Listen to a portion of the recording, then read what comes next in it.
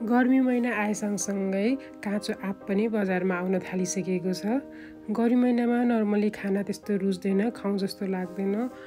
अनि त्यस्तो बेलामा चाहिँ केही मिठो, केही चटपटा, अलिकति स्वादिलो खान पाएदेखि गजब हुन्थ्यो जस्तो लाग्छ नै। यहाँहरूले पनि यस्तो खालको अचार बनाएर राख्न सक्नुहुन्छ। यसलाई अचार नि भन्न सकिन्छ या चटपटा खालको चटनी भन्न सकिन्छ, जुन कि हामीले उसमा लप्सीको सिजनमा बनाउँछौँ नि, त्यस्तै खालको हो। गुलियो हालेको, अलिकति अमिलो, पिरो, चटपटा टाइपको हुन्छ।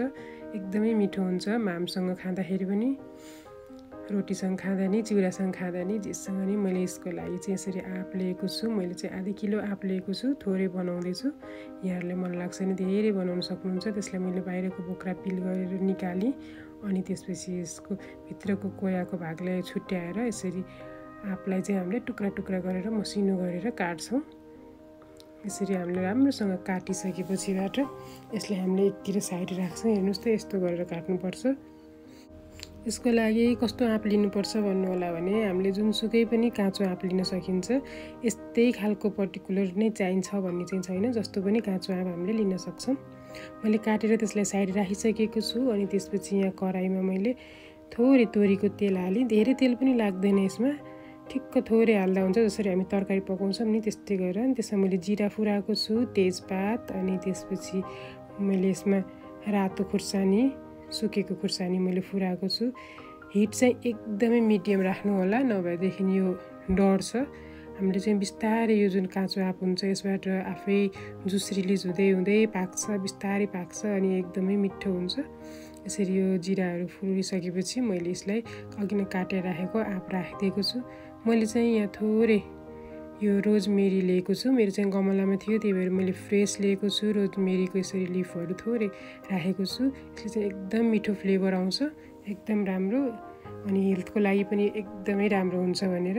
यहाँहरूसँग छ भने चाहिँ राख्नु होला, छैन भने ड्राई खालको लिने हुन्छ या स्किप गर्दा नि हुन्छ, नराख्दा नि केही फरक पर्दैन।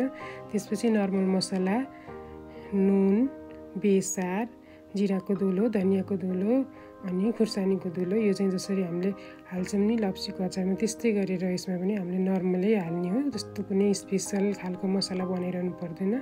त्यसपछि यहाँ मैले 3 चम्चा जतिको चिनी हालेको छु।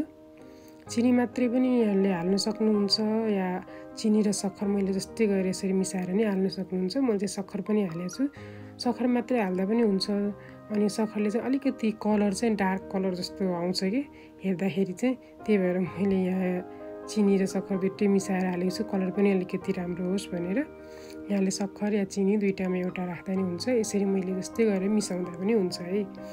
अनि त्यसपछि यसरी पकाउँदै हामीले बिस्तारै तलसम्म चलाउँदै पकाउँदै जान्छौँ। यो चिनी र सक्खर मेल्ट हुँदै, अनि त्यसपछि आँपबाट पनि जुस रिलिज हुँदै सानो बिस्तारै पाक्दै पाक्दै जान्छ।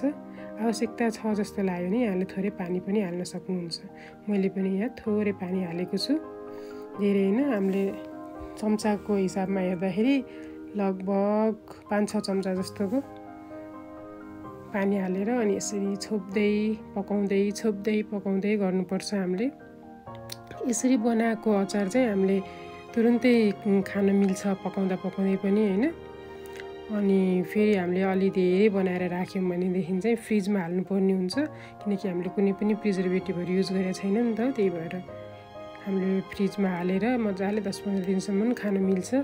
फ्रिजमा हाल्दा चाहिँ एउटा काँचको जारमा हाल्यो भनेदेखि सजिलो हुन्छ, त्यसमा चाहिँ अलिकति सेल्फ लाइफ बढी हुन्छ भनेर।